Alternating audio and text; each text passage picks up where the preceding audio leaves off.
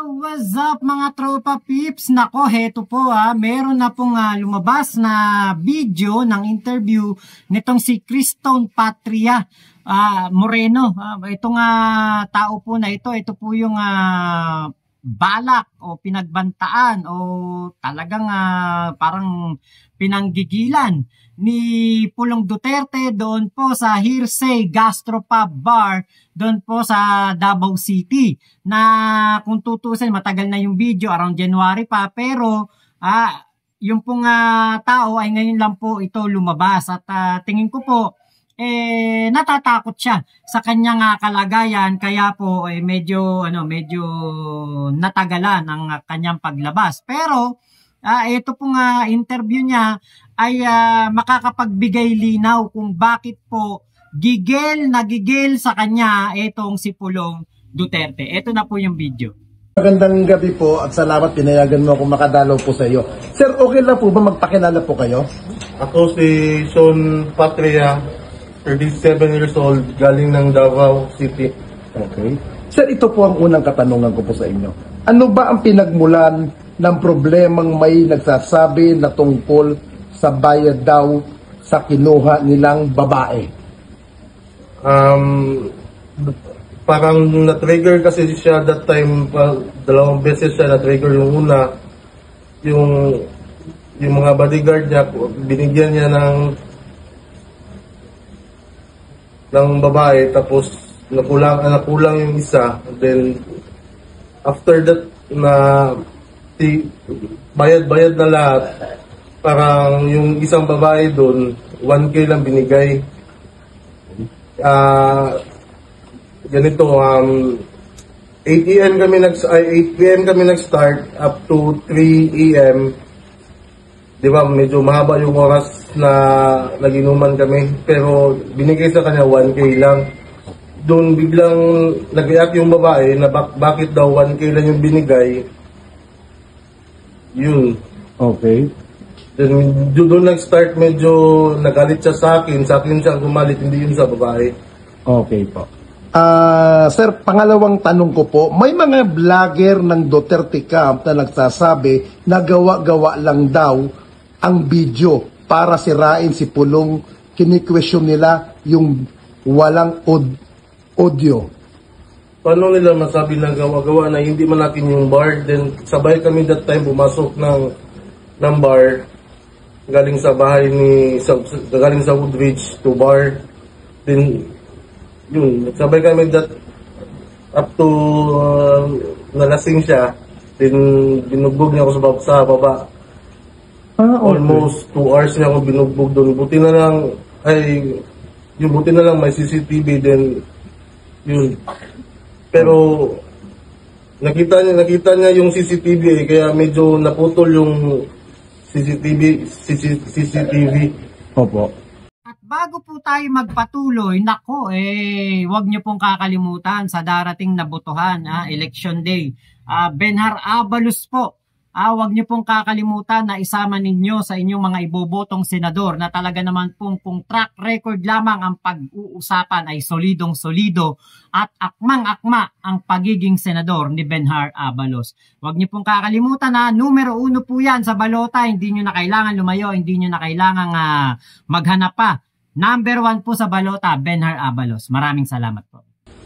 Nung time na binugbog po kayo na sinasabi nyo, pinatanggal niya ba yung CCTV? Nung nasa baba na kami, yung parang napansin niya na may CCTV, yun tinanggal, pina-off niya. Opo.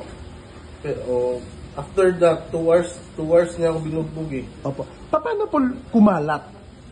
Sino pong naglabas po nun? Yun nga yung hindi ko na alam eh. Okay po. Ipong katanungan, sabi mo, ikaw ay isang bugaw. Gaano kadalas umorder ng mga babae si Pulong, at kung may requirement ba siya sa isang babae na ino-order? Ano po yun? Sabi mo, ikaw ay isang bugaw. Oo. Gaano kadalas umorder ng mga babae si Pulong? At kung may requirement ba siya sa isang babae at na ino-order? Paminsan lang naman, 4 times pa siya kumuha sa akin kapag tumawag lang business partner niya, dun ko lang siya makikita at makakausap, then mabibigyan. Okay. Ibig sabihin no, si Pulong, sa kanya lang ba ang babaeng yun? Or meron pa siyang pinagbibigyan na iba o pang regalo? That time, sa kanya isa, then the rest sa bodyguard niya. Pero yung mga sa iba-iba, yung mga iba, I mean yung ibang scene namin, mga kaibigan lang niya, mga Chinese, ganon. Ibig sabihin, boss, pag may mga Chinese, binibigyan niya ng babae na nanggagaling din sa inyo. Parang ganon. Opo. Ulitin ko sir yung isang katanong. Ano ang mga requirement sa babae? Wala naman, basta lang yung bago, then hindi nila kilala, then yung hindi magulo. Bago. O yung bago, then hindi magulo. Okay, thank you sir. Pero por na tanong ko sir, bakit hindi sa Davao Police isinampa ang reklamo? Bakit sa DOJ? Kasi, di ba, alam naman natin lahat na yung Davao, hawak, hindi naman sa hawak, sa kanila yung ano, then that time, hopeless ako eh, so yung ano ko lang, kaya sa DOJ na lang ako lumapit. Opo. Kaya kasi kung sa Davao ako lumapit, baka mamali yung tao na malapitan ko ba, baka maano agad sa kanya. Opo. Ibig sabihin nyo, nababahala ka rin sa seguridad nyo sa Davao. Oo. Kasi syempre nga, mayor yung kapatid, siya congressman doon, tapos vice president, at lehitimong taga doon sila. Oo. Pero wala naman ako against sa kanila. I mean, for Duterte din ako, wala akong against sa tatay niya, sa kapatid niya babae. That time lang talaga na ginawa niya sa akin na yung pagbugbog na almost 2 hours. Opo. Then pinalak pa niya yung bar. Okay, boss. Bakit ngayon lang daw inilabas yung video ngayong February pa nangyari? Kaya sinasabi ng Duterte camp na pamumuliti ka lang daw dahil itinaon bago mag-eleksyon. Yung nga sinabi ko kanina, di ba, na kahit kayo nasa posisyon ko, ma-hopeless man talaga kayo, di ba, na hindi nyo basta-basta na ano yung ano, kahit kayo that time, mangyari sa inyo yun, di ba, na mag-isip muna man talaga kayo. Opo. Sir, linawin ko po anong taon po ito nangyari, itong sinasabing February pa? This year lang po, noong February 22, kami nagkita. 22. February 22. Kami, then, till 23 sa 3M. Anong year po ito? Ngayon lang. 2025. Ngayon lang na, almost 3 months lang naka. Okay. Sa loob ng 3 months, sir, saan po kayo nag-stay?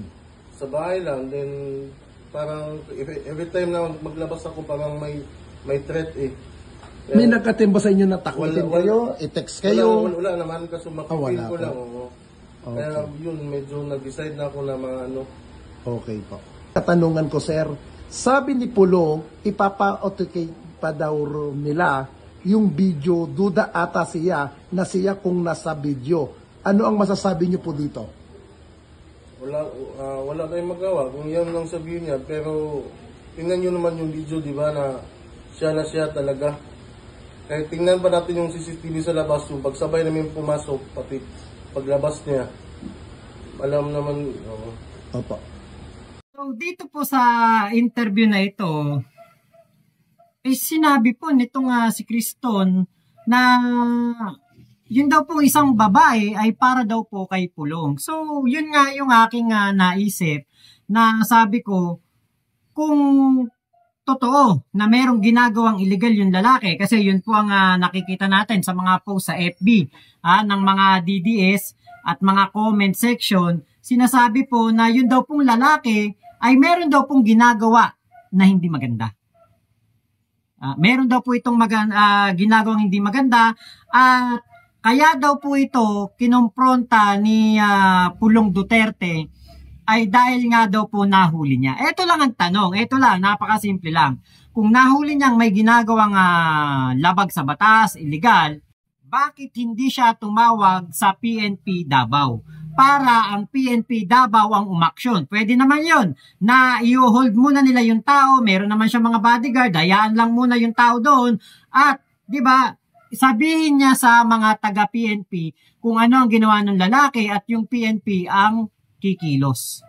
Sila ang gagawa ng kumbaga pag sampa ng demanda at hindi naaabot sa ganoon na parang gustong gurgurin ni Pulong Duterte etong si Criston. Kitang-kita naman doon sa video yung gigil, galit at yung kung meron lang audio yon sigurado ko na intense yung sitwasyon na yon at talagang nakakatakot para kay Criston yung pangyayari na yon dahil nga po syempre biruin mo ikaw ba naman undayan ka ba naman, di ba? Talagang para kang gugurgurin na ron. Diyos ko, nakakatakot yun, di ba?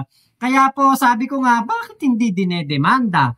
Ngayon, pumasok sa isipan ko, kung idedemanda naman ito ni Pulong Duterte, di para niya na rin inamin na talagang ito ay, di ba, nag-human trafficking at nagbubugaw, tapos siya yung parokyano.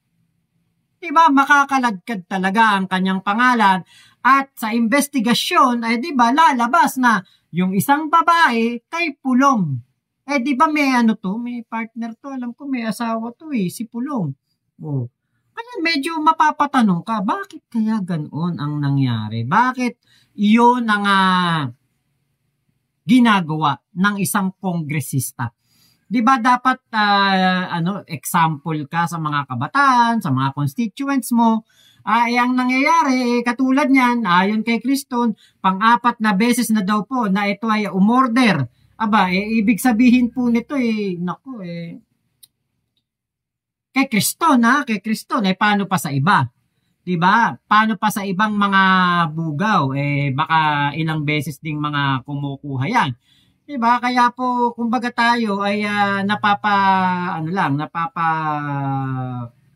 reaction kasi nga po, bilang isang kongresista, syempre, hindi po hindi po ito dapat na nangyayari. Hindi po ito dapat na ginagawa ng isang kongresista. Kaya nga dun sa pahayag ni Sara Duterte na ito daw po ay paninira at ito daw po ay isang pamumulitika lamang. Paano nangyaring pamumulitika kung meron pong video na kung saan ay kitang-kita ang ginagawa ng kanyang kapatid at inamin na ni Pulong Duterte bago pa magsalita si Sara, inamin na ni Pulong Duterte na matagal na daw po nangyari yung bagay na iyon doon sa gastropub. Tapos etong si Sara bumanat ng pamumulitika. So, ito po nga si Criston, kumbaga parang nakita ko po yung pangamba sa kanyang mga mata dahil nga po, ang kalaban niya mga hari sa Davao City. Itong mga naghahari sa Davao City, ito yung kumbaga talagang kapag ikaw ay dyan nagdemanda sa Davao, medyo talagang delikado na mabasura ang kaso mo katulad ng nangyari kay Kibulok na kung saan sinampahan ng demanda dahil po sa pagiging manyakol dahil nga po itong si Digo itong si Kibulok ay gabi-gabi na bumubulog ng kanyang mga pastoral, di ba, at pinapahiram pa sa kanyang mga kaibigan kapag pinagsawaan na meron pong nagkaso. Ngayon, nung kinasuhan po itong si Kibulok dyan po sa Davao, di ba't ibinasura po yung kaso niya dahil nga po, syempre, ikaw ba naman spiritual advisor ka ni Digong that time, alangan namang hindi mabasura yung kaso laban sa'yo. Di ba? Kaya po, kumbaga, parang birds of the same feathers flock together. Si Kibulok, may pastoral. Si Digong, di ba, kahit saang mga event nakikita natin nanghahalik, di ba, parang ng mga babae, hindi ginagalang ang mga kababaihan.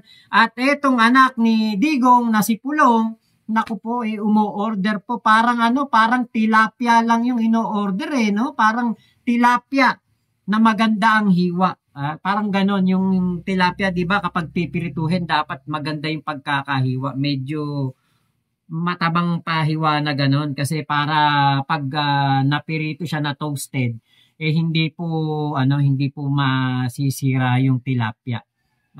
So itong si Pulong din ay wala naman daw requirements. Pag nag-order daw ng tilapia, yung pala. Mga mahilig sa tilapia, itong grupo ni Digong at ni Kibulok. So alam niyo po, nakakadismaya,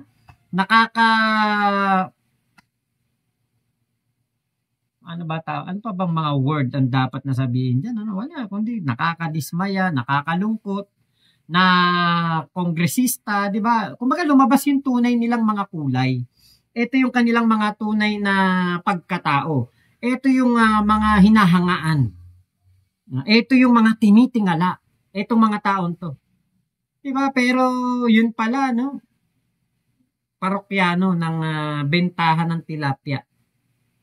Yun lang po yung kumbaga parang masakit na katotohanan na kahit na mga pamilyado po itong mga tao na ito bumibili sila ng ibang tilapia. Di ba? Parang ang pangit ng sagwan tignan kasi kapag sinabi mo congressman, di ba parang sir, galang-galang sir, gandang gabi po, di ba parang talagang yan kasi ako nakakapag-serve ako nung waiter ako, nakakapag-serve ako sa mga mayor, congressman, nakapag-serve din ako sa mga congressman, nakapag-serve din ako nung time nga na si Gloria pumunta sa Bulacan yan, sa Capitolio, nakapag-waiter din ako doon.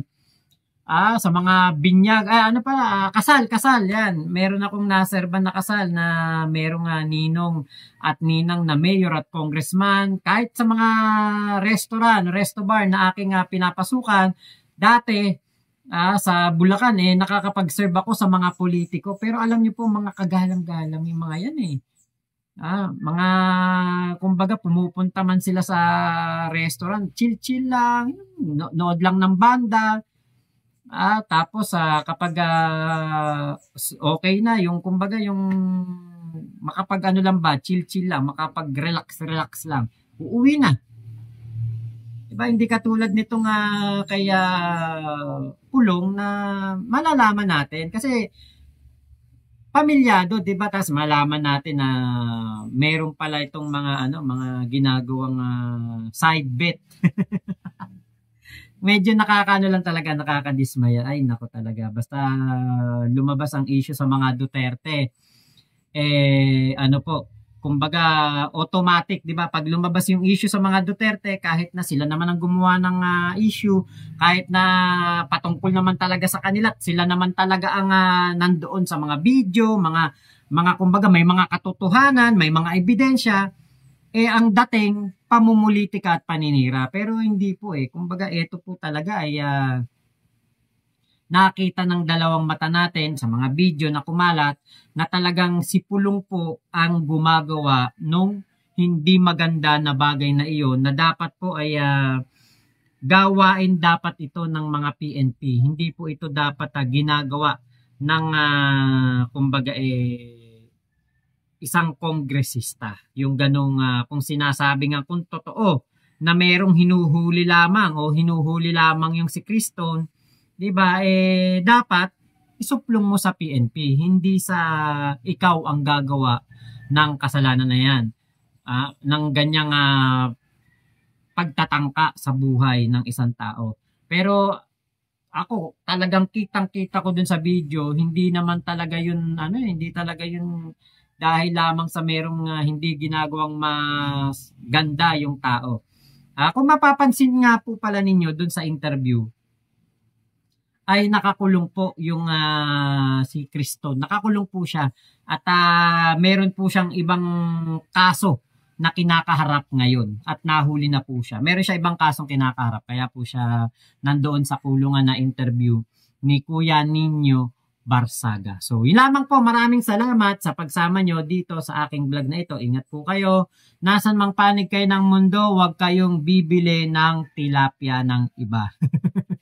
Yun lamang po. Bye-bye! Salamat! Pilipinas, God first. At bago po tayo magpatuloy, nako wag niyo pong kakalimutan sa darating na botohan, election day. Benhar Abalos po, wag niyo pong kakalimutan na isama ninyo sa inyong mga ibobotong senador na talaga naman pong kung track record lamang ang pag-uusapan ay solidong-solido at akmang-akma ang pagiging senador ni Benhar Abalos. Wag niyo pong kakalimutan na numero 1 po yan sa balota, hindi niyo na kailangan lumayo, hindi niyo na kailangan maghanap pa. Number 1 po sa balota, Benhar Abalos. Maraming salamat po.